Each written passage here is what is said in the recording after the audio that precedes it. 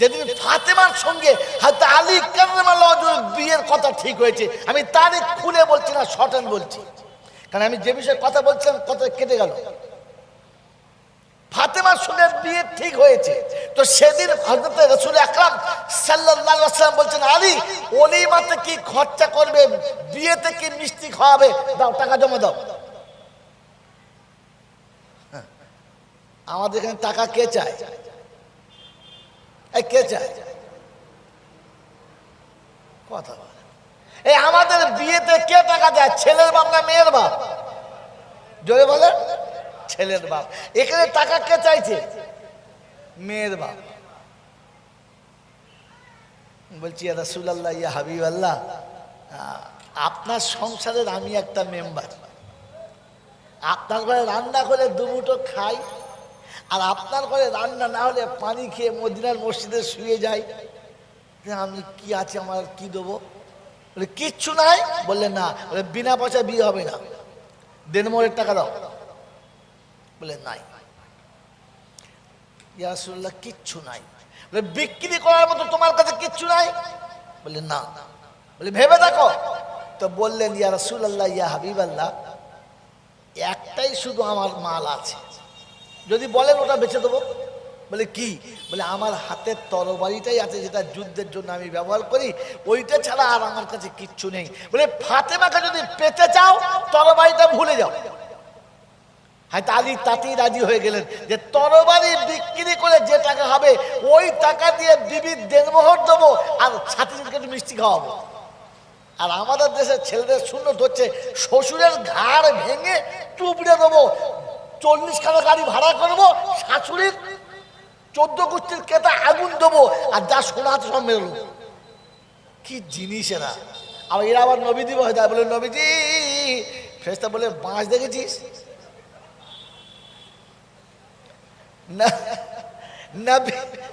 নবী মেয়ের বিয়েতে জামাইয়ের কাছে টাকা চাইতে ওলিমা খাওয়াবার জন্য, দেনমোহরের জন্য, আর তুমাল তো জীবনে বিয়ে করে 30টা ছেলের বাপ হচ্ছিস, 1 টাকা দিয়েছিস? বলছো চুমো খেয়েছি, অতি শোধ। কি বলে হাসে! দেনমোহরের টাকা যদি শোধ না করে তাকে কবরে গিয়েও শোধ করতে হবে মৌতাকে জন্য। কিয়ামতের ময়দানে বিবি আপনার থাকবে না, সেদিন বলবে আল্লাহ ও হাজি জান্নাত আছে, যাক আমার দেনমোহরের টাকাটা দিতে বল। তো সেখানে টাকা কোথায় পাবে? আছে চালানা পয়সার বদলে 40 ওয়াক্তের নামাজ দিতে হবে। এবার দেনমোহর কত বেঁধেছ? বেশ তো লোকের সামনে আমি কুমার আলী বাদশাহ হ্যায়, 1.5 লাখ টাকা দেনমোহর বাঁধতা হ্যায়, মুরগি খেয়ে শোধ করতে হয়। কোনো কিছুর পাত্তা নাই, বোঝে নাই, মাফ করে নাই, চলে যাক, ওদিকে যাবো না। তো একটা কথা খালি শুনে দিয়ে গেলাম, দেনমোহরের টাকা মরার আগে শোধ করে দেবেন। ও বললে হবে না, ঘরের ভেতর ঢুকে ওর হাত ধরে বলছে, বুঝলি দেখ আমি তোর জন্য গরিব মানুষ, বুঝলি, এই 10 টাকা রাখ, মাফ করে দে। এখন ও বেচারি কি করবে? এখন যদি মাফ না করে তাহলে ভাত যায়, সেই ভাই বলেছে মাফ হবে না। মুফতি থেকে ফতোয়া নেবেন, হাত ধরে ক্ষমা চাইলে দেনমোহরের টাকা মাফ হবে না, আপনাকে দেনমোহরের টাকা মরার আগেও শোধ করতে হবে। মনে থাকবে ইনশাআল্লাহ। হ্যাঁ, তো কি বললাম? হয়তো আলী বলেন ঠিক আছে তাই হবে, আল্লাহ বলেন ঠিক আছে বেঁচে দাও। এবারে হযরত আলী জুলফিকার নামক তরবারি বেচতে যাচ্ছে, হয়তো উসমান দেখলেন এটাই চান্স, এটাই চান্স। রাস্তায় বসে আছে, বাহানা করে চুপচাপ বসে আছে। ভাই কোথায় যাচ্ছ? তো বলে শোনো নাই। বলে কি? বলে আমার সঙ্গে তোমার ছোট শালীর বিয়ে। যে হ্যাঁ, কবে ঠিক হলো? সব জানে, কিন্তু একটু এড়িয়ে গেলেন। বুঝতে পারলাম না, কারণ হযরত উসমান হচ্ছে ফাতেমার আরো 2 বোনের জামাই, তাই ওনার নাম জিন্নুরাইন। ফাতেমা সবার ছোট। তাই নাকি? বললে হ্যাঁ। তো বাজারে কেউ যাচ্ছ ইয়ে কিনতে, বিয়ে সাজ? বলে না রে ভাই। বলে কেন? বলে ওসব মালপত্র কিনতে হবে তো, তাই বাজারে যাচ্ছি, এই তরবারিটা বেচবো। বলে হ্যাঁ। বলে হ্যাঁ। বলে বেচবে? বললে হ্যাঁ। বললে যদি তরবারিটা আমি কিনি? হয়তো আলী কারামাল্লাহ ওয়াজহুর কপালে যেন ঘাম চলে এলো আর বললেন, আলহামদুলিল্লাহ, আমি তো এই ভাবতে ভাবতে যাচ্ছিলাম যে তরবারি দিয়ে ইসলামের বহু দুশমনকে জাহান্নামে পাঠিয়েছি, যে তরবারি দিয়ে আমি রাসূলের পিছনে ঢালের মতো দাঁড়িয়ে থাকতাম, যে তরবারি সামনে ধরলে দুশমনের কলিজা অটোমেটিক কেঁপে যেত। আজ যদি তরবারি কোনো বেঈমানের হাতে বিক্রি হয়ে যায়, কোনো বদ্দিনের হাতে চলে যায়, আমার বড় লজ্জা লাগছিল। বেচছিলাম কিন্তু মনে লজ্জা লাগছিল। যখন আপনি নবী বলেছেন আলহামদুলিল্লাহ, এক কথায় তৈরি নেন, তরবারি নেন। বলছে ভাই আগে দামটা ঠিক করেন, তরবারি তোর দাম ঠিক করেন। বলছে শোনেন, এক ইমানদারের আর এক ইমানদারের কাছে দাম করা লাগে না, ওই ইনসাফের সঙ্গে যেটা দেবে ওটাই দাম। আর উসমান বললেন, দেখো ভুল করছো তুমি। মালিক তার নিজস্ব মালের দাম বলবে, গ্রাহক তার ইচ্ছা প্রকাশ করবে, ফের দুজনের মধ্যে কম বেশি যেটা হবে সেটা হবে, একটা দাম বলেন। হয়তো আলী কারামাল্লাহু ওয়াজহু বলেন, বন্ধু দাম ওটাই যেটা আপনার হাতে উঠবে, ওটাই দাম। রাইট, একদম ঠিক, মেনে নিয়েছো? বললে হ্যাঁ। বল চলো। বাড়ি গেলেন, উসমানকে দরজার কাছে বসালেন, উনি ভিতরে চলে গেলেন।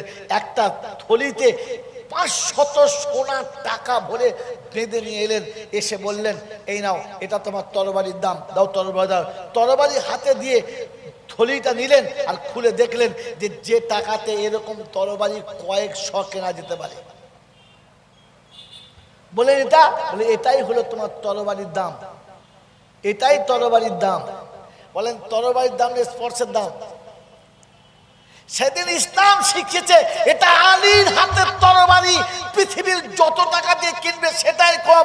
উসমান বলেছিলেন, এটাই আমার কাছে খুব কম লেগেছে, লজ্জা লেগেছে, আমি পারলে আরো দেওয়ার ইচ্ছা প্রকাশ করেছিলাম যদি আপনি মুখ খুলে বলতেন। যান, নিয়ে যান। হাতে সোনার টাকার থলিটা নিয়ে দুপা আগিয়েছে, তো পেছন দিকে উসমান বলছে, কি বন্ধু একটা কথা বলবো?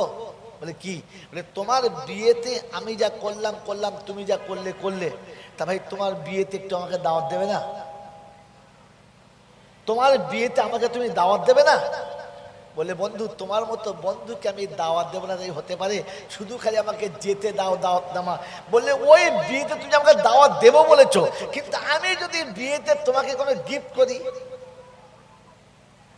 ফিরিয়ে দেবে? বলে বন্ধু তুমি যদি সেদিন একটা সুতো আমাকে গিফট করো, ওটাই আমি আমার জীবনের বড় দান মনে করে কবুল করবো। বলে নেবে তো? বললে হ্যাঁ। তবে চোখটা বন্ধ করো। চোখটা বন্ধ করলেন আর তরবারি তুলে হাতে দিয়ে বললেন, তোমার বিয়েতে এটা আমার তরফ থেকে গিফট। হয়তো আলী কারামাল্লাহু ওয়াজহু ঝরঝর করে কেঁদে গেলেন আর বুকে জড়িয়ে ধরে বললেন, উসমান জীবনের শেষ মুহূর্ত পর্যন্ত যদি কোনোদিন হাতে সুযোগ আসে, এর প্রতিদান আমি তোমাকে আদায় করার চেষ্টা করব। মেরে মহতরম বুজুর্গ, সেদিন উসমানের জ্ঞানী বুঝিয়েছিলেন, ওই বিশ্ব মানব, তরবারির দামে তরবারি বিক্রি হয় নাই। এটা হয়তো আলী কারামাল্লাহু ওয়াজহুর, আল্লাহ তাকে কারামাল্লাহু ওয়াজহু বলেছে, আল্লাহ তাকে আসাদুল্লাহিল গালিব বলেছে। ওই শেরের হাতের স্পর্শের দাম ছিল 500 সোনার টাকা, তরবারির দাম না। স্পর্শের দাম সর্বপ্রথম কে শিখিয়েছে? ইসলাম। আজ ইসলাম তরবারির দাম ভুলে গেছে, ওরা মজা মেরে চলে গেছে। আর এই চুপ করে বসে বসে খালি খালি নবী দিবা শুনছে। আল্লাহর নবী ফাতেমার কোলে, তাই না, আমিনার কোলে থেকে হালিমার কোলে চলে গেল, আর দুধকে পেট ভরে গেল। সুবহানাল্লাহ বলো, তোমার কি হলো তাই বলো। মেরে মোহতরম দোস্তর বুজুর্গ, দুঃখ নেবেন না, আমি চলে গেলে এটা যদি কেউ বলে ওটা বলবো না, নিশ্চয়ই বলবেন, কিন্তু বলার সাথে সাথে তার আসল কারণটা বলবেন। তারিখ শুধু খালি উপরটাই আমরা দেখি, পরেরটা দেখি না। যেটা দেখার দরকার ছিল সেটা দেখি না। তার নমুনা ডাক্তারের যদি রুগীর জায়গায় দাঁড়ায় আর রুগী যদি ডাক্তারের জায়গায় দাঁড়ায়, তাহলে রোগ ভালো হবে না, রুগী মরবে। ভাই কথা বলেন, জোরে বলে। আমাদের বন্ধুর অবস্থা সেরকমই হয়েছে, আমাদের অবস্থা সেই রকমই হয়ে বসে আছে। খালি গল্প শুনে চলে গেছি, গল্পের পরের নতিজাটা শুনি নাই। যেদিন হালিমা আমার নবীকে নিতে এসেছে, সেদিন যে দলের সঙ্গে এসেছে দলের মেয়েরা রাস্তায় হালিমাকে তিরস্কার করছে, দত্তরি তোকে নিয়েছে ফেলে পড়লাম ওনারটা, যেতেও পারছি না, সাথেও থাকতে পারছি না, আর ফেলে দিয়ে যেতেও পারছি না, সাথে নিয়েছেও ভুল করলাম, তোকে চলতেও পারবি না, ফের বললে একসাথে যাবো। তার মানে তিরস্কার করে রাস্তায় ছেড়ে দিয়ে ওরা আগিয়ে চলে এলো। আল্লাহ পাক বোঝাচ্ছেন দুনিয়াকে, কায়নাতকে শেখাচ্ছেন। প্রত্যেকটি দায়ী মেয়ে প্রথমে এসে আল্লাহ নবীকে দেখেছেন, কিন্তু তারা কেউ নবীকে নেয় নাই, কারণ তিনি এতিম, তার বাপ নেই, ঘরের চালে খড় নেই, দেবার মতো কোনো ক্ষমতা নেই, তাই এড়িয়ে চলে গেছে। প্রত্যেকে এসেছেন, দেখেছেন, এড়িয়ে চলে গেছেন।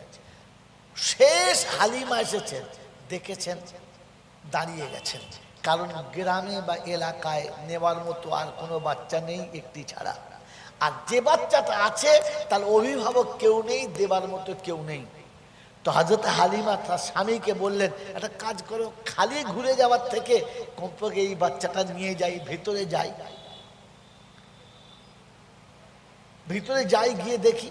ভিতরে গেলেন তো দেখলেন আমিনার কোলে যে বাচ্চাটা আছে আঁচল দিয়ে ঢাকা দিয়ে বসে আছে, তো ভিতর থেকে কেমন যেন আলোর একটা ছটা আসছে, দেখেই ভেতরটা শান্তি ভরে গেছে। তো বলছে, বোন তোমার বাচ্চা আমাকে দেবে? আমিনার চোখ ছলছল করছে পানিতে, এই জন্যে মা তো চোখটা ছলছল করছে পানিতে, চোখটা ছলছল করছে পানিতে। বলছে, বোন আমি দিতে পারি, কিন্তু একটা কথা দিবি বল। বলে, কি? আমার বাচ্চাকে নিয়ে কষ্ট দিস না, কারণ ওর বিনিময়ে আমি তোকে কিচ্ছু দিতে পারবো না, আর আমার কাছ থেকে কিছু পাবি না বলে তুই যেন আমার বাচ্চাকে কোনোদিন কষ্ট দিস না। মা তো, মায়ের মাতৃত্ব মনে হচ্ছে কষ্ট পাবে। হালিমা শোনালেন, শোনো বোন, আমি কথা দিয়ে যাচ্ছি, এর বিনিময়ে কিছু পাবো না বলে কোনোদিন সন্তানের প্রতি আমার অনীহা থাকবে না, এতটুকু কথা দিলাম, দাও। যেমনি কোলে তুলে নিয়েছে, যেমনি কোলে তুলে নিয়েছে, শুকনো হালিমার বুকটা অটোমেটিক ফুলতে শুরু হয়েছে, আর ভেতরে আনন্দের আর ক্ষমতার একটা এনার্জি জোশ শুরু হয়েছে। আর ছুটে এসে স্বামীকে বলছে, স্বামী কাল বিলম্ব করো না, চলো, সবাই চলে গেছে, আমরা পিছনে চলো। মেরে মোহতরম দোস্তর বুজুর্গ আল্লাহওয়ালা ভাইরা, যেমনি চেপেছে স্বামী স্ত্রী, উট আর মোটে নড়েই না। তো বলছে, এমনিতে আসতে পারছিল না, এবার আর যাবে না, জবাই করে খেয়ে আর কিছু হবে না। আচ্ছা নেমে পড়ো, একটা কাজ করো। বলে, কি? বলে, যখন দুজনকে নিয়ে চলতে পারছে না, তাহলে একজন চাপো আর একজন দড়ি ধরো। আবার খাইজ তুমি যখন হাঁটতে পারবে না, তখন আমি নেমে যাব, তুমি বাচ্চা নিয়ে কোলে বসবে। হ্যাঁ, তাও ভালো। কাজ কি হলো? স্বামী বাচ্চা নিয়ে বসবে, তাই বিবি প্রথম বাচ্চা নিয়ে হালিমা নবীকে নিয়ে যেমনি বসেছে, শুধু পিঠের উপরে বসতে দেরি বিদ্যুতের মতো উঠে চলতে শুরু করেছে। তো হালিমা স্বামী বলছেন, না একটু দুর্বল মনে হচ্ছে না, বসাও। ফের বসিয়েছে, আর যেমনি স্বামী চেপেছে তো বন্ধ ওঠে না। তা হালিমা তখন শোনাচ্ছে, শোনো, একটা কাজ করো, তুমি পিছনে এসো, আমাকে সামনে দাও। বলে, কেন? বলছে, দাও না, দেখি না কি হয়। হালিমাকে সামনে দিয়ে স্বামী পিছনে যেমনি বসেছে, তারিখ নকল করছে, ওর তুলতে হয় নাই, অটোমেটিক উঠে গেছে, আর ওটার পরে ডাকাতে হয় নাই, চালাতে হয় নাই, অটোমেটিক চলতে শুরু করেছে। বলুন সুবহানাল্লাহ। ভাই আমি এর থেকে আপনাকে গল্প শোনাবো, এই গল্প শোনার জন্য বলি নাই, আমি এখান থেকে আপনাকে চুরি করার শব্দগুলো বলছি, যেটা আমার আশা আজ পর্যন্ত আপনাকে কেউ শোনায় নাই। এরপরে সফর যখন শুরু হলো, মধ্যপথে সাথীদেরকে ক্রস করে আগিয়ে চলে যাচ্ছে, তো ওই সাথীগুলো বলতে শুরু করেছে, কি রে হালিমা, উটকে কি জাদু করলি, কি বিদ্যা শিখালি যে চলতেই পারছিস না, ধরেও ফেললি, আগিয়ে চলে গেলি। তো হালিমা বলছে, হ্যাঁ বোন, আল্লাহ বরকত দিয়েছে, যাচ্ছি, সবার আগে চলে গেছে। গল্প আমার এখানেই শেষ। বলেন এর মধ্যে থেকে নেওয়ার ছিল কি? খালি শুনেছি বাবাজিরা, হালিমা যেমনি বাচ্চাটা বুকে নিল, বুকটা সঙ্গে সঙ্গে আনন্দে ভরে গেল। মনে মনে হলো যেন বিদ্যুৎ গতিতে চলে যাব। ওর দ্রুত গতিতে চলেছে, সবাইকে ক্রস করে। সব মেয়েরা হাঁ করে তাকিয়ে রইল। হালিমা যখন বাড়িতে চলে গেছে, শুকনো বকরির বাঁটে দুধ এসে গেছে। এরা খালি গল্পই শুনে চলে গেছে, জীবনে কিচ্ছু আসে নাই। তার কারণ হচ্ছে, শোনেন, বলেন সবাই আমার নবীকে দেখেছিল? হ্যাঁ না না? সবাই তাদের পছন্দ মতো বাচ্চা নিয়েছে। হালিমা কাকে কোলে নিয়েছিল? সবাই বাচ্চা নিয়ে চলে গেছে, হালিমা কাকে নিয়েছিল? কথা বলেন। নবীজিকে। এইটাকে চাপা দিয়ে দেয়। নবীজিকে হালিমা নিয়েছিল, ওরা নিল না কেন? ভাই তারিখের এটাই হচ্ছে নির্যাস নেওয়ার মতো, যে সবাই বাচ্চা নিয়ে চলে গেছে তাদের পছন্দ মতো। এতিম বলে কেউ একে হাত দিল না। হালিমা এতিমকে কোলে নিয়েছে। ওর আল্লাহ পাকের ওয়াদা আজও রয়েছে, এতিমকে যারা কোলে নেবে আমি তাদের ইজ্জত বাড়াবো, আমি তাদের সম্মান বাড়াবো, আমি দুনিয়াতে তাদের মর্যাদা দেবো, আর আখিরাতে তাদের মর্যাদার উচ্চ আসনে বসাবো। এটা কাল ছিল, আজ আছে। এতিম কোলে নিলে বরকত হবে, এটা দুনিয়া দেখেছে। হালিমা সেদিন এতিমকে কোলে নিয়েছিলেন, তাই এতিমকে কোলে নেওয়ার কারণে তার ঘরে বরকত এসেছে। আজ পর্যন্ত নবী দিবস শুনে ভেবেছেন যে আমাকে এতিম কাছে রাখা দরকার ছিল? আপনি তো সারা জীবন নবী দিবস শুনেছেন। ভাই মরে গেলেন, ভাইপোদেরকে গরু ছাগলের বাচ্চার মতো ঘাট ধরে বার করে দিয়েছেন। বোন মরে গেলে বাড়িতে ভাগনাদেরকে তাড়িয়ে দিয়েছেন। মেরে মুহূর্ত বুজুর্গ, নিজের ভাইরা, নিজের ভাইদের সন্তানরা চাচার কাছে গোলামি করছে। আজ পর্যন্ত এতিমকে বুকে নিয়ে বলতে পেরেছেন যে তোর বাপ মরে, আমার ভাই মরেছে, আমি তোর বাপ বেঁচে আছি, বস সেখানে আমার কাছে থাকবি, আমার 5টা ছেলে খেতে পেলে তুইও খেতে পাবি, আমার 5টা মেয়ে খেতে পেলে তুইও খেতে পাবি, বলতে পারছেন? মৌলবি দেখে মিলাদ দিয়ে খালি বলছে শুধু দোয়া করে বরকত হবে। মৌলবির মাথায় ঝাঁটা মার, ও মৌলবির বরকত হবে না, তোরও হবে না। বরকতের আসল দুয়া ছিল এতিমের কাছ থেকে। কার কাছ থেকে? জোরে বলে। এতিমের কাছ থেকে। আপনার ঘরে এতিম আছে? হ্যাঁ না বলেন, আছে? নাই? আরে এই বাজারে মাঠ থেকে এতিম আর কে রে? যার বাপ নেই, যার মা নেই, যার নিজের স্বামী নেই, যারা হা বলার সামনে পিছনে কেউ নেই, তোর কাছে আশ্রিত হয়ে পড়ে আছে, তোর দয়ার দাঁড়িয়ে বেঁচে আছে। ওরে বোকা কোথাকার, ওই রকম মাকে কোনোদিন এতিমের মতো ভালোবেসেছিস? আবার মিলাদ দিয়ে, মৌলবীদের দিয়ে, মাদ্রাসায় টাকা দিয়ে কুলখানা করে বরকত চাইছো? বৃদ্ধ বয়সে মা বাপকে ঘর থেকে বার করে দিয়ে ফকির দিকে ভিক্ষা করে ভাত খাওয়াচ্ছ? খোদায় পাক বলছে তৈরি থাক, ফকির সহ তোকে বেটাবো। হ্যাঁ, আরে মা তো মাই হয়। জীবনে বৃদ্ধাশ্রমে গেছেন কোনোদিন? যান নাই? গেছেন কোনোদিন? যান নাই? বৃদ্ধাশ্রমে গিয়ে পাশে বসবেন।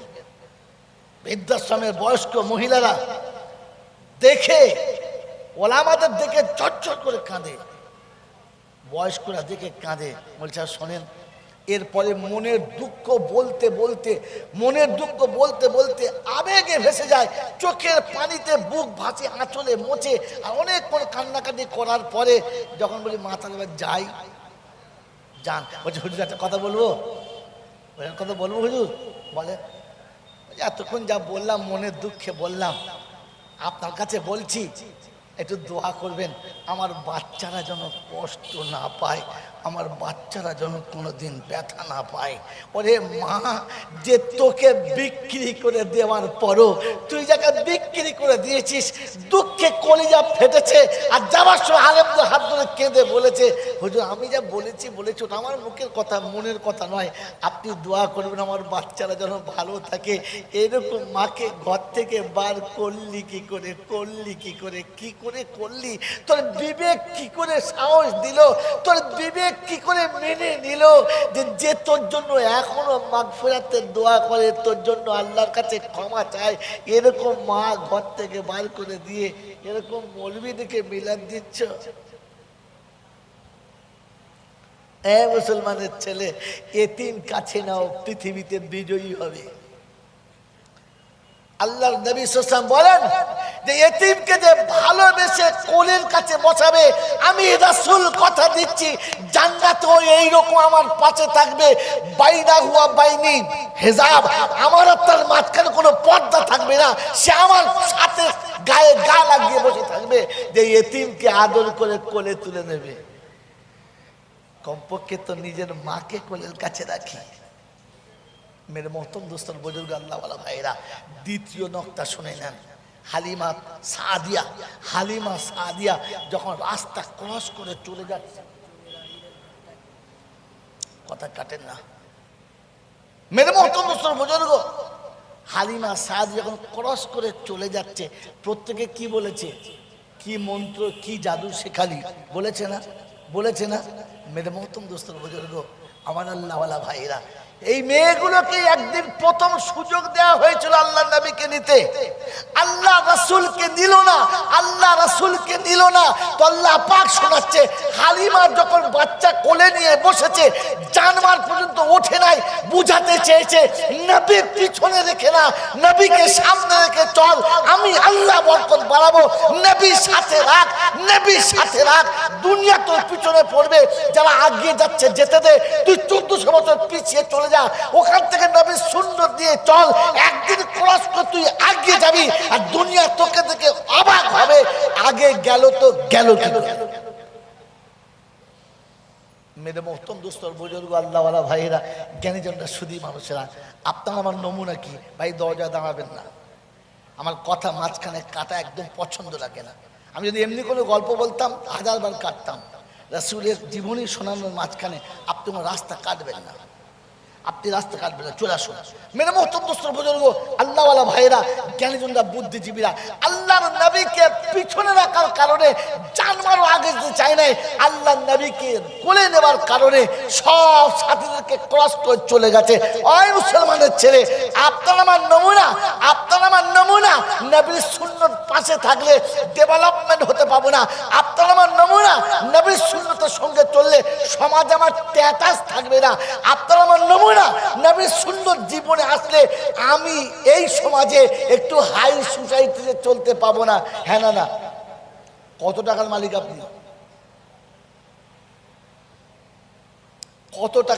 আপনি? তারিখ জানেন না বন্ধু? হযরত ওমর ফারুক নাম শুনেছেন? যিনি 4 মহাদেশের একাই মালিক, সম্রাট। মাঝে মাঝে নিরালা জায়গাতে বসে মুচকি হাসতেন। সাথীরা জিজ্ঞাসা করলেন, আমিরুল মোমিনিন বেয়াদবি হলে মাফ করে দেবেন? আপনার হাসির কারণটা জানতে পারি? বলেন, বিগত দিনের কিছু স্মৃতি যখন মনে পড়ে তখন আমাকে হাসি লাগে। বলে কিরকম? বলে, আমি ওমর যখন নবীর সুন্নতের বাউন্ডারির ভিতরে আসি নাই, তখন মক্কাতে ছাগলগুলো চড়াতে পারতাম না, চাচিদের ছাগলগুলো নিয়ে যেতাম, আর প্রতিদিন 1-2 করে হারিয়ে দিয়ে চলে আসতাম, আর বাড়ি আসলে চাচিদের কাছে বেদম মার খেতাম, প্রতিদিন মার খেতাম। একদিনও এসে কোনোদিন ভালো থাকতাম না, কারণ আমি কোনোদিন ছাগল কটাকে চড়িয়ে নিয়ে আসতে পারতাম না। মেরে মোহতম দোস্তর বুজুর্গ, ওমরে ফারুক বলে আমার হাসি লাগে, আমি যে ওমর 10টা ছাগল চড়াতে পারতাম না, আর 4-4টে মহাদেশ চালাচ্ছি আমার রাসূলের সুন্নত থাকার কারণে, আমি নবীর সিলেবাসে নিজেকে সাজানোর কারণে, আমি নবীর ঢঙ্গে নিজের জীবন সাজানোর কারণে, আমি নবীর সুন্নতের জীবনটা রঙিন করার কারণে, আমি আল্লাহ রাসূলের সুন্নতের বাউন্ডারিতে এসে 4-4টে মহাদেশের আমি এখন সম্রাট।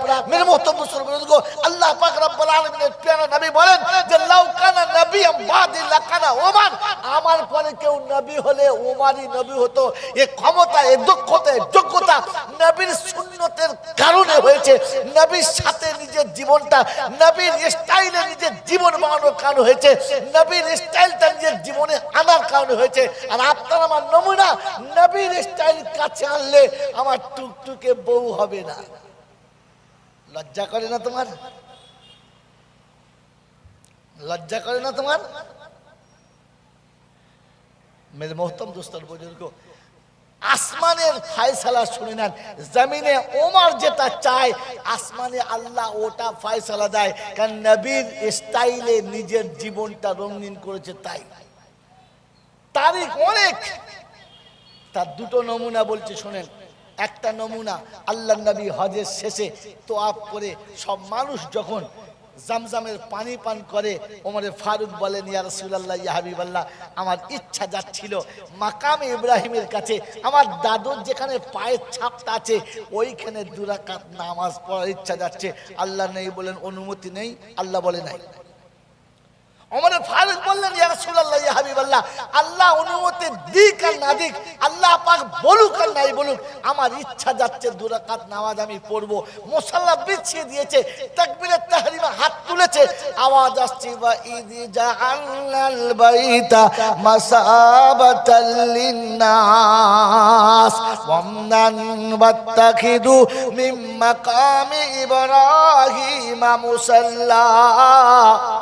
হাবিব তোমাকে শুনিয়ে দিচ্ছি, ওমর যে জায়গায় মুসাল্লা পেতেছে, ওমর যে জায়গায় নামাজের নিয়ত মেঁধে দাঁড়িয়ে গেছে, আজ থেকে কিয়ামত পর্যন্ত যত মানুষ আমার ঘরে জিয়ারত করতে আসবে, তোয়াফের পরে জামজামের পানি পান করার আগে যেন এখানে 2 রাকাত নামাজ পড়ে নেয়, তারপরে যেন পানি পান করে।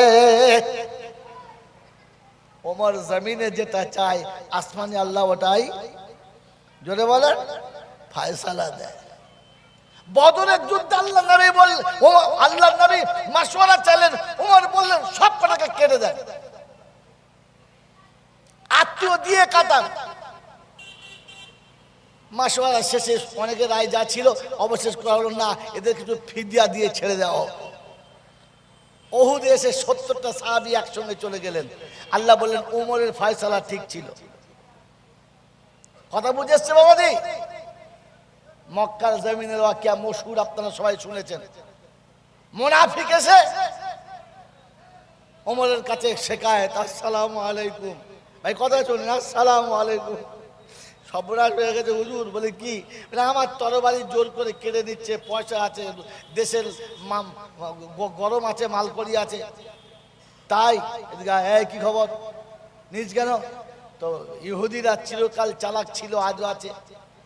বললে হুজুর যা ফয়সালা করবেন মেনে নেব, আপনার কথা অস্বীকার করব না। আমি একটা কথা বলবো। বলে বলো। বলে এখানে আসার আগে আল্লাহর নবীর কাছে গিয়েছিলাম, আমি আমার কথা বলেছি, ও ওর কথা বলেছে। আল্লাহর নবী বলেছেন তরবারি আমার পাওনা, আমি নিয়েছি। বলে তারপর? বলে রাস্তায় এসে বলছে বিচার হয় নাই, নবী নাকি বুঝতে পারে নাই, ভুল বিচার হয়ে গেছে। বলো তাই? বললে হ্যাঁ। তাহলে বস, আমি ভুল বুঝতে পেরেছি, ব্যবস্থা করছি, বস। দুজনকে বসিয়ে বাড়ির ভেতরে গেছে।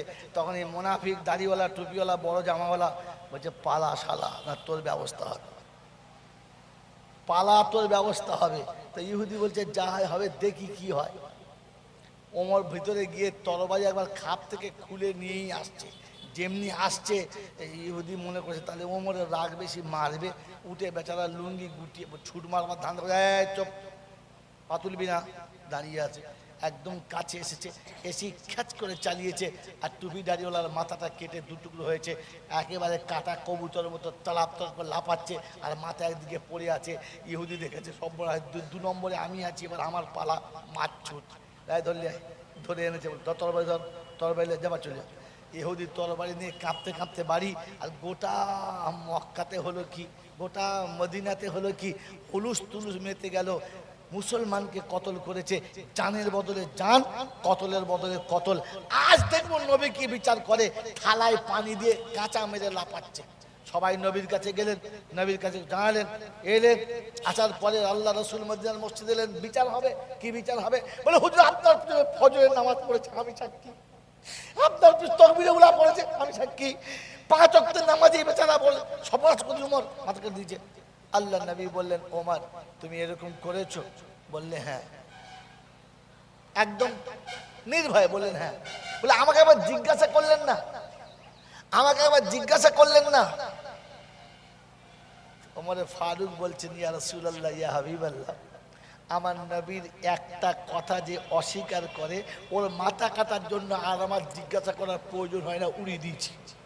মুনাফিকের দলের মধ্যে দেখছেন, সাহস দেখছেন, আপনার সামনে কিরকম কথা বলে, তার ও আর কাউকে বাঁচাবে? আল্লাহ নবী মাথা নামিয়ে নিয়েছে। ফায়সালা দেয় তো দেয় কি করে? এই জন্যে যে পৃথিবীর সবাই কলেমা পড়ার জন্য নবীর কাছে এসেছে, আর ওমরের জন্য নবী আল্লাহর কাছ থেকে চেয়ে নিয়েছে, আল্লাহর কাছ থেকে ওমরকে চেয়ে নিয়েছে। তো এর ফয়সালা দেয় কি করে? যখন এরকম একটা সময় এসছে, রাসূল মাথা নামিয়েছে, তো সঙ্গে সঙ্গে আল্লাহ পাক জিবরাইল বলে, জিবরাইল আমার হাবিব মনে হচ্ছে স্লিপ করে যাবে, মাথা তোলার আগে তুমি চলে যাও। রাসূল মাথা তোলার আগে জিবরাইল এসে গেছে, আসসালামু আলাইকুম ইয়া রাসূলুল্লাহ, ইয়া হাবিবাল্লাহ। ওয়া আলাইকুম আসসালাম, ইয়া কি জিবরাইল, কি খবর? বলে বিচার কি করছেন? বলে আমি তো বিচার কি করব, যা দেখছি। বলে না, আমার আল্লাহ বিচার পাঠিয়ে দিয়েছে। বলে কি? ফালা ওয়া রাব্বাকা লা ইউমিনুন।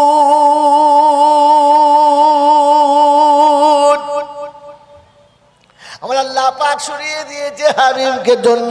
আমার আল্লাহ পাক বলছে, ও হাবিব শুনে রেখে দাও, নবীর একটা কথা যে অস্বীকার করে, যে মানে না, নবীর ফয়সালা যে মানে না, ওকে মুসলমান বলা যাবে না। আর মুনাফিকের কতল করলে বদলায় কতল দিতে হবে না। আল্লাহ নবী মাথা নিচু ছিল, আল্লাহু আকবার বলে উঠে বললেন, চুপ করো, শোনো সবাই, ফয়সালা আল্লাহ পাক পাঠিয়ে দিয়েছে। নবীর ফয়সালা যে মানে না, নবীর ফয়সালা যে মানে না, ওকে ঈমানদার বলা। যদি বলেন আমাকে ক্ষমা করে দেবেন, আমরা মানি বলে মনে হয়, কথা বলে খালি সল্লুওয়ালা পড়ে তো চলে যাচ্ছি দরুদ শরীফ পড়ে। ও বাবাজি, আল্লাহ নবীর ফয়সালা আমরা মানি বলে কি আমাদের মনে হয়? আমার বাবাজিরা, আমার সোনার চাঁদ বন্ধুরা, আমার সোনামণি মায়েরা, বোনেরা, আমি গুনে যাই যদি বলি, আর আপনার মনে যদি ব্যথা লাগে, কিছু মনে করবে না, ক্ষমা করে দেবেন। কারণ আমি তো জাতিকে খালি অতটুকু ফেরিওয়ালার মতো শোনাচ্ছি। আমি একটা ফেরিওয়ালা, শুধু ফেরিওয়ালা, মাল তো তার, গ্রাহক আপনি। আমি তো ফেরির ঝুড়ি নিয়ে এসেছি, আপনি নিলেও খুশি, না নিলেও খুশি। কারণ সন্ধ্যা হলে আড়তে মাল নামিয়ে দিয়ে বাড়ি যাব, রবের কাছে বলবো, রব্বনা তুমি খুশি কিনা তাই বলো, আর কিচ্ছু জানি না। গ্রাহক দিল কি দিল না, মাল বিক্রি হলো কি হলো না, আমি বুঝি না। আমি তো ফেরি করে চলে এসেছি বলে দিয়েছিলাম।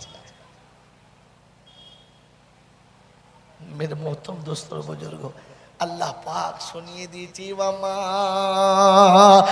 আতাকুমুর রাসূলু ফাখুযুহু ওয়ামা নাহাকুম আনহু ফান্তাহু ওয়াত্তাকুল্লাহ ইন্নাল্লাহা শাদীদুল ইকাব। 28 পারায় সূরা হাশরের 8-9 নম্বর আয়াতে রব্বে জুল জালাল শোনাচ্ছেন, মামা আতাকুমুর রাসূলু ফাখুযুহু। আমার রাসূল যেটা দেবে ওইটা নিয়ে নাও, যেটা ছাড়তে বলে ওটা ছেড়ে দাও, তা না হলে আমি আল্লাহ খুব সূক্ষ্ম হিসাব দেব, এটা মনে রেখে দাও। আর বারাসাতের বন্ধুরা বলে দিয়ে যাচ্ছি, শুনে নাও। হিসাব যদি না দিতে চাও, কারখানাতে শ্রমিক হয়ে কাটিয়ে দাও, মালিক হিসাব বুঝে নেবে, তোমায় দিতে হবে না। তুমি মালিকের গোলামি করো, হিসাব মালিক দেবে, তোমায় দিতে। বোঝেন না? বোঝেন না? কথাটা ঠিক বুঝতে পারেন নাই। কি গো বাবাজি, কারখানার আমি আপনি সবাই শ্রমিক কাজ করছে, ম্যানেজার কাজ, মালিক ম্যানেজারের কাছ থেকে কাজ নিয়েছে, আমরা সবাই কর্মী, আমরা কাজ করে চলে গেছি। মালিক যখন বুঝবে তখন শ্রমিকের কাছে না ম্যানেজারের কাছে? জোরে বলে। আর যে ম্যানেজারের ইচ্ছার বাইরে চলেছে, ওকে ম্যানেজারকেও বুঝাতে হবে, মালিককেও বুঝাতে হবে, মালিকও হিসাব নেবে, ম্যানেজারও হিসাব নেবে, অবস্থা খারাপ। আর যে ম্যানেজার ইচ্ছা মতো চলেছে, কিছু বলে বলে স্যার আপনি ম্যানেজারকে বলুন, আমাদের যা বলেছে তাই করছি, বাস সালাম আলাইকুম, হ্যাঁ না বলেন, জোরে বলেন হ্যাঁ না। মেরে মোহতরম দোস্ত বুজুর্গ আল্লাহওয়ালা ভাইরা, কিয়ামতের ময়দানে উম্মতে মুহাম্মাদীকে তোলা হবে আর বলা হবে, যারা রাসূলের কথা শুনে চলেছো, রাসূলের ইচ্ছা মতো চলেছো, তোমরা ওঠো আর জান্নাতের বাগানে চলে যাও, হিসাবটা আমি আমার নবীর কাছ থেকে বুঝে নেবো। বলুন সুবহানাল্লাহ। হিসাব আপনার এক পড়াও লাগবে না। কে বলেছে আপনাকে হিসাব লাগবে? আপনার দুটো কাজ, একটা নবী যেটা বলেছে ওটা আমল করা, আর নবী যেটা নিষেধ করছে ওটা ছেড়ে দেওয়া। হিসাবের কোনো গল্প নেই, হিসাব তো নবীর কাছ থেকে খোদা বুঝে নেবে, তোমাকে তুলবা সোজা জান্নাত দরজায় ছেড়ে দেবে। হিসাব তোমার জন্য, হিসাব তার জন্য যে নবীর কথাও শোনে নাই, কোরআনের কথাও শোনে নাই, নিজের ইচ্ছাতে চলেছে। মনে থাকবে ইনশাআল্লাহ? মনে থাকবে ইনশাআল্লাহ? এই জন্য কোরআন শুনিয়ে দিয়েছি, ইয়া ওয়াসিকাল্লাযীনা কাফারু ইলা জাহান্নামা যুমারা হাত্তা ইযা জাউহা ফুতিহাত আবওয়াবুহা ওয়াকালা লাহুম খাযানাতুহা আলাম ইয়াতিকুম রুসুলুম মিনকুম ইয়াতলুনা আলাইকুম আয়াতি রাব্বিকুম ওয়া ইউনযিরুনাকুম লিকা ইয়াউমিকুম হাদা। সেদিন জিজ্ঞাসা করবে, কি গো তোমাদের কাছে কোনো রসুল যায় নাই? তো বারাসাতের লোকেরা আমরা সবাই বলবো, আল্লাহ বিশ্বাস করেন, বাপের কসম, মার কসম, ফেরেশতার কসম, রসুল আমাদের দেশে যায় না। রসুল এসছে? যায় না। তো ফেরেশতা চিন্তা করে, শালা আমার কসম খাচ্ছে কেন? কোরআনে এত কসম আছে, সেগুলো আমাকে ধরেছে। ফেরেশতাও চিন্তা করছে, আমাকে ফাঁসিয়ে দেবে নাকি? কি বুঝলেন জি? কেন মানুষের থেকে বুদ্ধি বেশি কারণ নাই। আল্লাহ বলছে, কি ব্যাপার, এত কসম খাওয়ার ব্যাপারটা কি? আল্লাহ যায় নাই। তো ফেরেশতা জিজ্ঞাসা করবে, আমার কোরআনের কথা বলার জন্য, আল্লাহর কালাম শোনার জন্য কেউ যায় নাই? বলে এসেছিল রব্বানা, আমরা মনে মনে করতাম আমরা কি কিছু বুঝি না, রসুন যা বলবে তাই শুনতে হবে, ওটা পেট চালাবার ধান্দা করছে, আমরা বুঝি না। কথা বুঝেন না? দাওয়াত তবলিগের লোকেরা ডাকলে তখন বলে, বেশি বকিস না, তোদের ফাঁদে আমরা পা দেবো না। ঠিক আছে, দিতে হবে না, কোরআন শুনছে, শুনে রাখো তোমাদের যন্ত্রণা। আমার বাপজির, আমার সোনার চাঁদ বন্ধুরা, কোরআন শুনছে, আলাম ইয়াতিকুম নাযীর ক্বালু বালা ক্বাদ জাআনা নাযীর ফাকাযযাবনা ওয়া কুলনা মা নাযালাল্লাহু মিন শাইইন ইন আনতুম ইল্লা ফি দালালিন কাবীর লাউ কুননা নাসমাউ ওয়া নাকিলু মা কুননা ফি আসহাবিস সাইর। যদি কথাগুলো শুনতাম, একটু বসে ভাবতাম, আজকে জাহান্নামে যেতে হতো না। কি করবি? এই কি করবি তাহলে? বলে হুজুর জলসা শুনেছি, বড় বড় জলসা, গল্প করার শেষে বেলা বলেছে আল্লাহ গফুরুর রহিম, রহমানুর রহিম। আল্লাহ দয়ার সাগর, যদি বান্দা একবার কেঁদে তওবা করে, আল্লাহ জীবনের গুনাহ মাফ করে দেবে। ফাতারাফু বিযামবিহিম, সব গুনাহ মাফ হয়ে যাবে। আল্লাহ বলতে ফেরেশতারা রে, তওবা যখন শুরু করবে, ঘাড় ধরে জাহান্নামে ফেলবি। রব্বানা তওবা, বলে এখন তওবা কবুল করা। গোটা জীবনটা ইঁড়ে গরুর মতো নিজে ঘাড় কাট করে চলেছ, আর মরার সময় যখন জিভ বার হয়ে পড়েছে, তখন ছত্তারের মার কাছে তবে আটটাকে ফেরুল্লাহ হয়তো বলতো, আটটা বার করে ভেতরে চ। এখন তওবা করছো, আমি যদি বলি রাতের বেলা তাহাজ্জুদ এত পড়ি বুঝলেন, রাতে আর আল্লাহর ভয়ে ঘুম আছে না, বলে তোর শোবার কল নেই, হাঁপ কাশি কুঁজু হয়ে গেছে, কি ধরতে পারিস না, তোর তো এমনি রাতে বেলা তাহাজ্জুদ পড়বি, তাছাড়া তোর শোবার কল নেই তোর তো। 22 থেকে 28 বছর বয়স হবে, যৌবন ভেতর দপদপ করে লাফাবে, কাছে সুন্দরী বিবি হবে, গরম ঠান্ডার সময় লেপের ভিতরে ব্ল্যাঙ্কেটের ভিতরে ঘুমাবে, বিবি বুকের উপর হাতটা দিয়ে রাখবে, মুখে মুখটা রেখে আদর করবে, আর বিবিকে চুমোকে সান্ত্বনা দিয়ে বলবে একটু দাঁড়াও, এই যৌবন যে খোদা দিয়েছে তার সঙ্গে একবার দেখা করে আছি, এই রং যে খোদা দিয়েছে তার সঙ্গে দেখা করে আছি, যে আমাকে পুরুষ না করলে তুমি আমার পাশে শুয়ে আমার গালের চুমো খেতে না, একবার তার সঙ্গে কথা বলে আছি। বিবিকে বিছানা শুয়ে রেখে ঠান্ডা পানিতে অজু করে 2 রাকাত নামাজ পড়বি, 80 বছরের ইবাদত থেকে বেশি সওয়াব পাবে। আমার মতো বুড়ো মাল তো এমনি ঘুমাবে না, সারার ঘুম আছে তাই ঘুমাবে। ওর এখন কোমরে যন্ত্রণা, ঘাড়ে স্পন্ডেলাইজার, হাতে হ্যান্ডিং, পায়ে ল্যান্ডিং, কোনোটাই মালের ঠিক নেই, গিটে গিটে ব্যথা। রাতের বেলা উঠে ও বাবা রে আল্লাহ আল্লাহ, লোক মনে করছে জিকির করছে, যে জলনি আল্লাহ আল্লাহ বলছে বোঝে নাই, পাশের বাড়ির লোক বলছে চাচা জিকির করছে, ও জিকির করছে কথা, ওর এমনি জিকির বেরোচ্ছে, যন্ত্রণা জিকির বলছে, হ্যাঁ না বলেন না, শুয়ে শুয়ে করছে আল্লাহ আল্লাহ আল্লাহ, তার মানে কি যন্ত্রণার ঠিক নেই। পাশের বাড়ির লোক মনে মনে করছে তাহলে মনে হয় মারাফতি খেলাফতি পেয়েছে, মনে হয় খেলাফতি পেয়েছে, ওর মারের খেলাফতি পেয়েছে। আল্লাহ আপনাকে আমাকে ভাবার তৌফিক দান করুক। মেরে মোহতরম দোস্তের বুজুর্গ আল্লাহওয়ালা ভাইরা, তো আল্লাহ পাক শোনাচ্ছে, তবে কার কথা শুনেছিলিস, কার কথা শুনেছিলিস, যা টাকা দেখে নিয়ে আয়, যা যা ডেকে নেয় ছুড়ি যা। তো চিন্তা করি, তবে দেখি যাই, খুঁজে দেখি, গোটা কিয়ামতের ময়দানে খুঁজবে, আর আল্লাহ অনুমতি দেবে, ইয়াউমা ইয়াকুলু নাদু শুরাকাই আল্লাযীনা যাআমতুম ফাদাউহুম ফালাম ইস্তাজিবু লাহুম ওয়া জাআলনা বাইনাহুম মাওবিকা ওয়া রাআল মুজরিমুনা আন-নারা ফাযান্নু আন্নাহুম মাওয়াকিউহা ওয়া লাম ইয়াজিদু আনহা মাসরিবা। 15 পারা সূরা কাফের 52 নম্বর আয়াতে ডান দিকের পৃষ্ঠার নিচেতে আল্লাহ পাক শোনাচ্ছে, ওয়ায়াউমা ইয়াকুলু নাদু, যাদের কথা শুনে তোমরা এমনি করেছিলে, আলেমদের কথা শোনো নাই, ওলামাদের কথা মানো নাই, মসজিদ মাদ্রাসার মৌলবী মাওলানাদের পরোয়া করো নাই, যাদের কথা শুনিয়ে কাজ করেছিলে তাদের ডেকে নিয়ে এসো। গোটা হাসরের ময়দান খুঁজে দেখে কাউকে পাচ্ছে না, জাহান্নামের কিনারায় গিয়ে ভাবছে রব্বানা এখান থেকে তুমি শুধু বাঁচাতে পারো, আর কেউ বাঁচাতে। তো আল্লাহ বলছি এখন মনে হয়েছে আমি বাঁচাতে পারি, আগে আমি পারতাম না। কি করবি বল, এবারে কি করবি বল?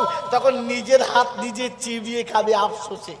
মেরে মোহতরম দোস্তর বুজুর্গ আল্লাহওয়ালা ভাইয়েরা, জ্ঞানীজনরা, সুধী মানুষেরা, আপনার আমার নমুনা কি ভাই, দরজায় দাঁড়াবেন না, আমার কথা মাঝখানে কাটা একদম পছন্দ লাগে না।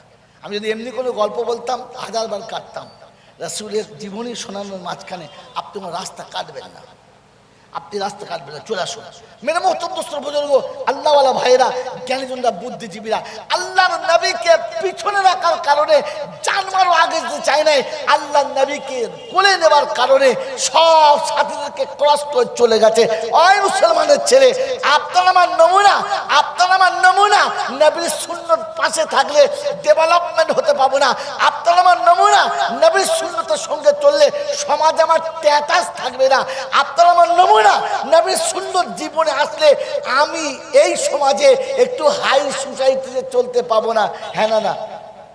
কত টাকার মালিক আপনি? কত টাকার মালিক আপনি? তারিখ জানেন না বন্ধু? হযরত ওমর ফারুক নাম শুনেছেন? নাম শুনেছেন? যিনি 4 মহাদেশের একাই মালিক, সম্রাট। মাঝে মাঝে নিরালা জায়গাতে বসে মুচকি মুচকি হাসতেন। সাথীরা জিজ্ঞাসা করলেন, আমিরুল মোমিনিন বেয়াদবি হলে মাফ করে দেবেন? আপনার হাসির কারণটা জানতে পারি? বলেন, বিগত দিনের কিছু স্মৃতি যখন মনে পড়ে তখন আমাকে হাসি লাগে। বলে কিরকম? কিরকম? বলে আমি ওমর যখন নবীর সুন্নতের বাউন্ডারির ভিতরে আসি নাই তখন মক্কাতে ছাগলগুলো চড়াতে পারতাম না, চাচিদের ছাগলগুলো নিয়ে যেতাম আর প্রতিদিন একটা দুটো করে হারিয়ে দিয়ে চলে আসতাম, আর বাড়ি আসতে চাচিদের কাছে বেদম মার খেতাম, প্রতিদিন মার খেতাম, একদিনও এসে কোনোদিন ভালো থাকতাম না, কারণ আমি কোনোদিন ছাগল কটাকে চড়িয়ে নিয়ে আসতে পারতাম না। মেরে মোহতম দোস্তর বুজুর্গ আমার ফারুক বলে আমার হাসি লাগে, আমি যে ওমর 10টা ছাগল চড়াতে পারতাম না আর 4-4টে মহাদেশ চালাচ্ছি, আমার রসুলের সুন্নত থাকার কারণে, আমি নবীর সিলেবাসে নিজেকে সাজানোর কারণে, আমি নবীর ঢঙ্গে নিজের জীবন সাজানোর কারণে, আমি নবীর সুন্নতের জীবনটা রঙিন করার কারণে, আমি আল্লাহ রসুলের সুন্নতের বাউন্ডারি দেশে 4-4টে মহাদেশের আমি এখন সম্রাট। মেরে মোহতম দোস্তর বুজুর্গ আল্লাহ পাক রব্বুল আলামিনের প্যারা নবী বলেন যে লাউ কানা নবিয়্যাম বাদি লাকানা ওমর, আমার পরে কেউ নবী হলে ওমরই নবী হতো। এই ক্ষমতা, এই দক্ষতা, এই যোগ্যতা নবীর সুন্নতের কারণে হয়েছে, নবীর সাথে নিজের জীবনটা, নবীর স্টাইলে নিজের জীবন বানানোর কারণে হয়েছে, নবীর স্টাইলটা নিজের জীবনে আনার কারণে হয়েছে। আর আপনার আমার নমুনা, নবীর স্টাইল কাছে আনলে আমার টুকটুকে বউ হবে না। লজ্জা করে না তোমার? লজ্জা করে না তোমার? মেরে মোহতম দোস্তর বুজুর্গ আসমানের ফয়সালা শুনে নেন, জমিনে ওমর যেটা চায় আসমানে আল্লাহ ওটা ফয়সালা দেয়, কারণ নবীর স্টাইলে নিজের জীবনটা রঙিন করেছে। তাই তারিখ অনেক, তার দুটো নমুনা বলছে শোনেন। একটা নমুনা, আল্লাহ নবী হজের শেষে তোয়াফ করে সব মানুষ যখন জামজামের পানি পান করে, ওমরে ফারুক বলেন ইয়া রাসূলুল্লাহ ইয়া হাবিবাল্লাহ, আমার ইচ্ছা যাচ্ছিল মাকামে ইব্রাহিমের কাছে আমার দাদুর যেখানে পায়ের ছাপটা আছে ওইখানে 2 রাকাত নামাজ পড়ার ইচ্ছা যাচ্ছে। আল্লাহ নেই বলেন, অনুমতি নেই, আল্লাহ বলে নাই। ওমরে ফারুক বললেন ইয়া রাসূলুল্লাহ ইয়া হাবিবাল্লাহ, আল্লাহ অনুমতি দিক আর না দিক, আল্লাহ পাক বলুক আর নাই বলুক, আমার ইচ্ছা যাচ্ছে 2 রাকাত নামাজ আমি পড়ব। মুসাল্লা বিছিয়ে দিয়েছে, তাকবীরে তাহরিমা হাত তুলেছে, আওয়াজ আসছে ওয়া ইযি জাআলনাল বাইতা মাসাবাতাল লিন্নাস ওয়ামনান ওয়াত্তাখিদু মিন মাকামি ইব্রাহিমা মুসাল্লা। হাবিব তোমাকে শুনিয়ে দিচ্ছি, ওমর যে জায়গায় মুসাল্লা পেতেছে, ওমর যে জায়গায় নামাজের নিয়ত মেঁধে দাঁড়িয়ে গেছে, আজ থেকে কিয়ামত পর্যন্ত যত মানুষ আমার ঘরে জিয়ারত করতে আসবে, তোয়াফের পরে জামজামের পানি পান করার আগে যেন এখানে 2 রাকাত নামাজ পড়ে নেয়, তারপরে যেন পানি পান করে।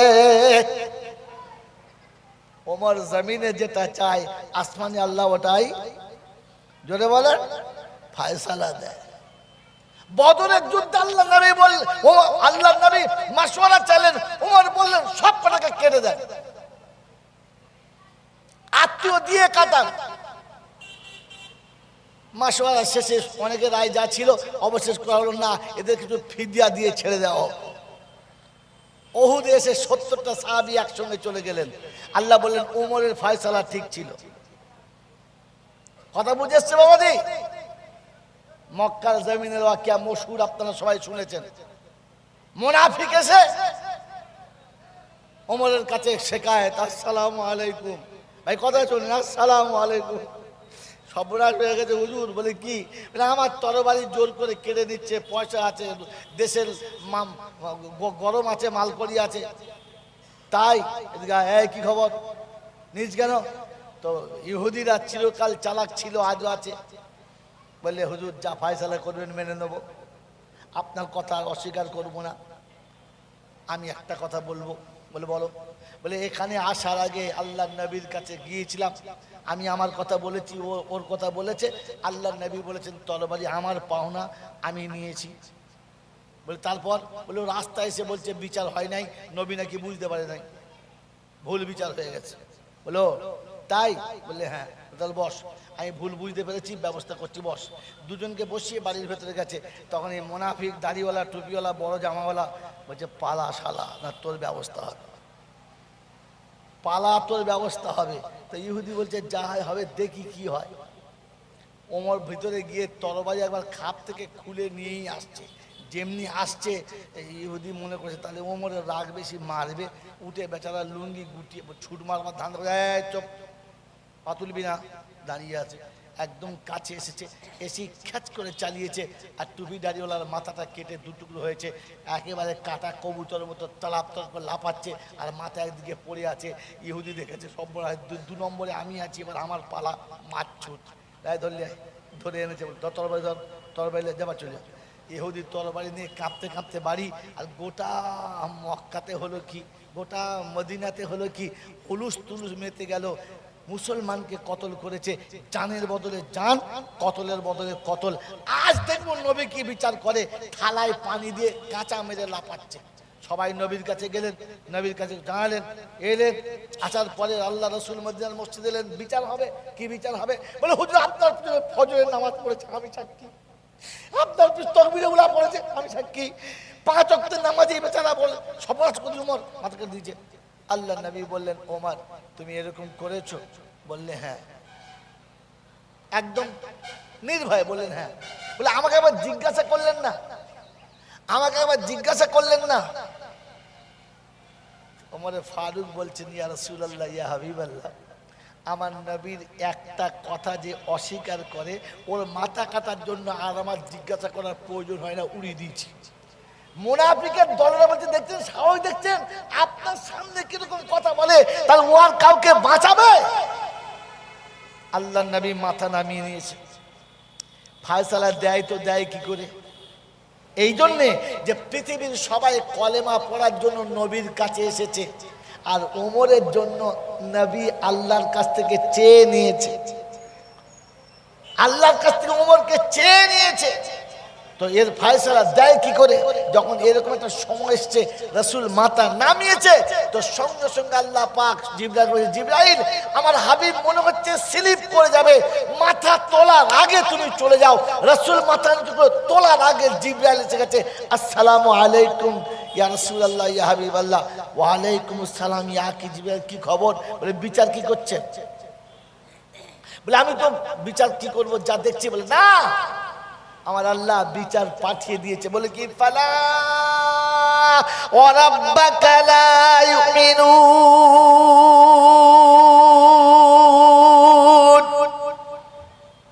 আমার আল্লাহ পাক শুনিয়ে দিয়েছে হাবিবকে জন্য। আমার আল্লাহ পাক সচো হাবিব শুনে রেখে দাও, নবীর একটা কথা যে অস্বীকার করে, যে মানে না, নবীর ফয়সালা যে মানে না, ওকে মুসলমান বলা যাবে না। আর মুনাফিকের কতল করলে বদলায় কতল দিতে হবে না। আল্লাহ নবী মাথা নিচু ছিল, আল্লাহু আকবার বলে উঠে বললেন, চুপ করো, শোনো সবাই, ফয়সালা আল্লাহ পাক পাঠিয়ে দিয়েছে। নবীর ফয়সালা যে মানে না, নবীর ফয়সালা যে মানে না, ওকে ঈমানদার বলা, যদি বলেন আমাকে ক্ষমা করে দেবেন। আমরা মানি বলে মনে হয়, কথা বলে খালি সল্লুওয়ালা সল্লুওয়ালা পড়ে তো চলে যাচ্ছি দরুদ শরীফ পড়ে। ও বাবাজি, আল্লাহ নবীর ফয়সালা আমরা মানি বলে কি আমাদের মনে হয়?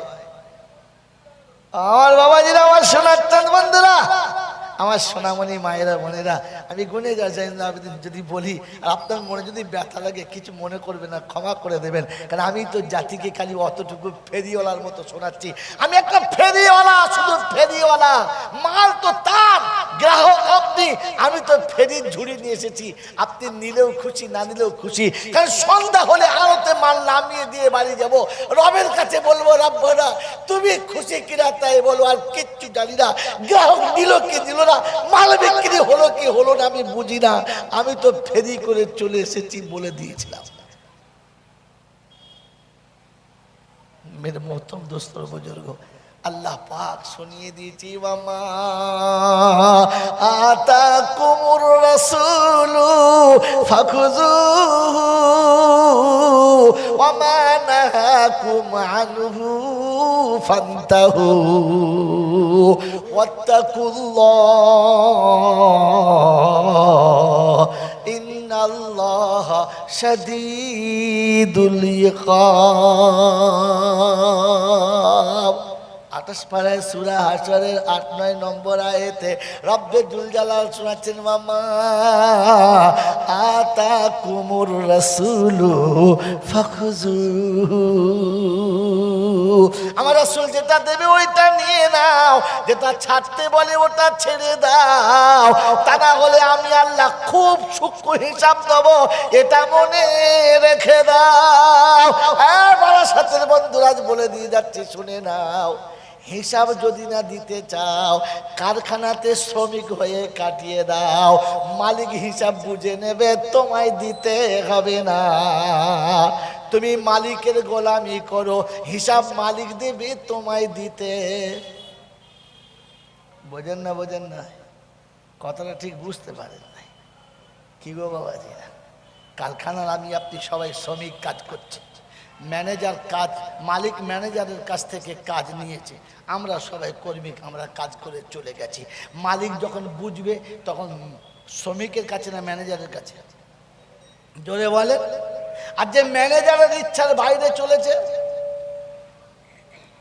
ওকে ম্যানেজারকেও বোঝাতে হবে, মালিককেও বোঝাতে হবে, মালিকও হিসাব নেবে, ম্যানেজারও হিসাব নেবে, অবস্থা খারাপ। আর যে ম্যানেজারের ইচ্ছা মতো চলেছে, কিছু বলে বলে স্যার আপনি ম্যানেজারকে বলুন, আমাদের যা বলেছে তাই করছি, বাস সালাম আলাইকুম, হ্যাঁ না বলেন, জোরে বলেন হ্যাঁ না। মেরে মোহতরম দোস্তর বুজুর্গ আল্লাহওয়ালা ভাইরা, কিয়ামতের ময়দানে উম্মতে মুহাম্মাদীকে তোলা হবে আর বলা হবে, যারা রাসূলের কথা শুনে চলেছো, রাসূলের ইচ্ছা মতো চলেছো, তোমরা ওঠো আর জান্নাতের বাগানে চলে যাও, হিসাবটা আমি আমার নবীর কাছ থেকে বুঝে নেবো। বলুন সুবহানাল্লাহ। হিসাব আপনার এক পড়াও লাগবে না। কে বলেছে আপনাকে হিসাব লাগবে? আপনার দুটো কাজ, একটা নবী যেটা বলেছে ওটা আমল করা, আর নবী যেটা নিষেধ করছে ওটা ছেড়ে দেওয়া। হিসাবের কোনো গল্প নেই, হিসাব তো নবীর কাছ থেকে খোদা বুঝে নেবে, তোমাকে তুলবা সোজা জান্নাত দরজায় ছেড়ে দেবে। হিসাব তোমার জন্য না, হিসাব তার জন্য যে নবীর কথাও শোনে নাই, কোরআনের কথাও শোনে নাই, নিজের ইচ্ছাতে চলেছে। মনে থাকবেন ইনশাআল্লাহ, মনে থাকবেন ইনশাআল্লাহ। এই জন্য কোরআন শুনিয়ে দিয়েছে, الذين كفروا إلى جهنم زمرا حتى إذا جاءوها فتحت أبوابها وقال لهم خزنتها ألم يأتكم رسل منكم يتلون عليكم آيات ربكم وينذرونكم لقاء يومكم هذا। সেদিন জিজ্ঞাসা করবে, কি গো তোমাদের কাছে কোনো রসুল যায় নাই? তো বারাসাতের লোকেরা আমরা সবাই বলবো, আল্লাহ বিশ্বাস করেন, বাপের কসম, মার কসম, ফেরেশতার কসম, রসুল আমাদের দেশে যায় না। রসুল এসছে? যায় না। তো ফেরেশতা চিন্তা করে, শালা আমার কসম খাচ্ছে কেন? কোরআনে এত কসম আছে, সেগুলো আমাকে ধরেছে। ফেরেশতাও চিন্তা করছে, আমাকে ফাঁসিয়ে দেবে নাকি? কি বুঝলেন জি? কেন মানুষের থেকে বুদ্ধি বেশি কারণ নাই। আল্লাহ বলছে, কি ব্যাপার, এত কসম খাওয়ার ব্যাপারটা কি? আল্লাহ যায় নাই। তো ফেরেশতা জিজ্ঞাসা করবে, আমার কোরআনের কথা বলার জন্য, আল্লাহর কালাম শোনার জন্য কেউ যায় নাই? বলে এসেছিল রব্বানা, আমরা মনে মনে করতাম আমরা কি কিছু বুঝি না, রওশন যা বলবে তাই শুনতে হবে, ওটা পেট চালাবার ধান্দা করছে, আমরা বুঝি না। কথা বুঝেন না? দাওয়াত তবলিগের লোকেরা ডাকলে তখন বলে, বেশি বকিস না, তোদের ফাঁদে আমরা পা দেবো না। ঠিক আছে, দিতে হবে না, কোরআন শুনছে, শুনে রাখো তোমাদের যন্ত্রণা।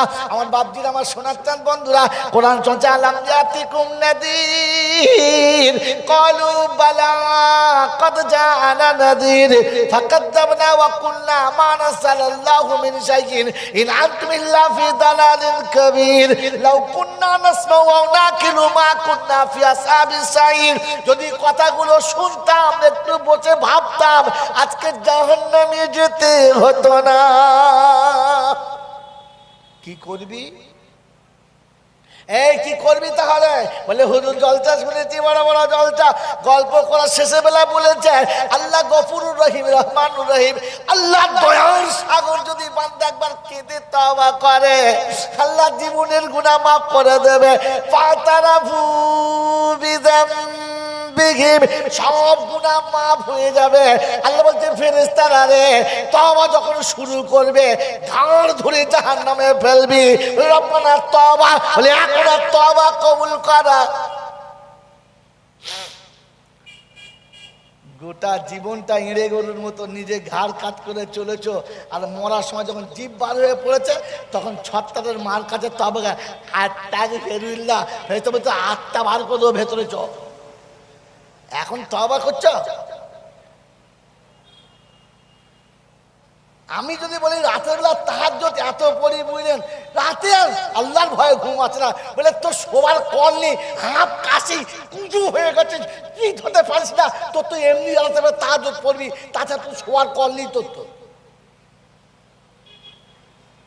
22 থেকে 28 বছর বয়স হবে, যৌবন ভেতর দপদপ করে লাফাবে, কাছে সুন্দরী বিবি হবে, গরম ঠান্ডার সময় লেপের ভিতরে ব্ল্যাঙ্কেটের ভিতরে ঘুমাবে, বিবি বুকের উপর হাতটা দিয়ে রাখবে, মুখে মুখটা রেখে আদর করবে, আর বিবিকে চুমোকে সান্ত্বনা দিয়ে বলবে একটু দাঁড়াও, এই যৌবন যে খোদা দিয়েছে তার সঙ্গে আমার দেখা করে আছি, এই রং যে খোদা দিয়েছে তার সঙ্গে দেখা করে আছি, যে আমাকে পুরুষ না করলে তুমি আমার পাশে শুয়ে আমার গালে চুমো খেতে না, একবার তার সঙ্গে কথা বলে আছি।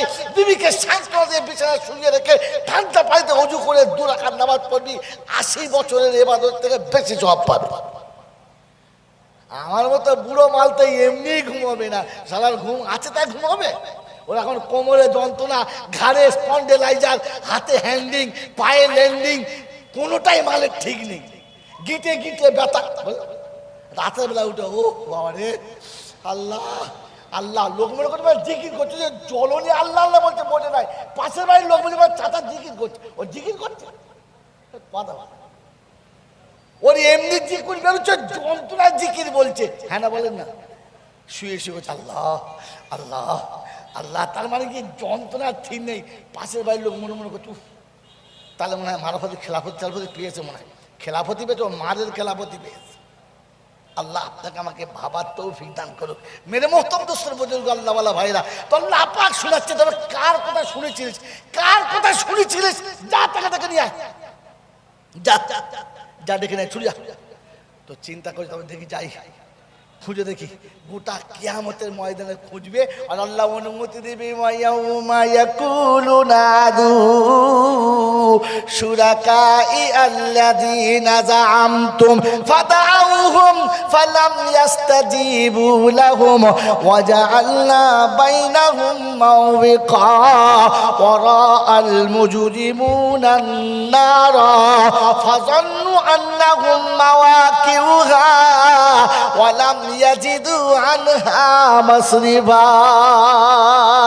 15 পারা সূরা কাফের 52 নম্বর আয়াতে ডান দিকের পৃষ্ঠার নিচেতে আল্লাহ পাক শোনাচ্ছে, ওয়ায়াউমা ইয়াকুলু নাদু, যাদের কথা শুনে তোমরা এমনি করেছিলে, আলিমদের কথা শোনো নাই, ওলামাদের কথা মানো নাই, মসজিদ মাদ্রাসার মৌলবী মাওলানাদের পরোয়া করো নাই, যাদের কথা শুনিয়ে কাজ করেছিলে তাদের ডেকে নিয়ে এসো। গোটা হাসরের ময়দান খুঁজে দেখে কাউকে পাচ্ছে না। জাহান্নামের কিনারায় গিয়ে ভাবছে রব্বানা এখান থেকে তুমি শুধু বাঁচাতে পারো, আর কেউ বাঁচাতে। তো আল্লাহ বলছে এখন মনে হয়েছে আমি বাঁচাতে পারি, আগে আমি পারতাম না। কি করবি বল, এবারে কি করবি বল? তখন নিজের হাত নিজে চিবিয়ে খাবে আফসোসে। কোরআন শোনাচ্ছে, কুনুই পর্যন্ত অর্ধেক খাবে, খেয়ে চিন্তা করবে যা হ্যান্ডেল তো শেষ। কি বুঝল কথা বলেন না? কোরআন চাচ্ছে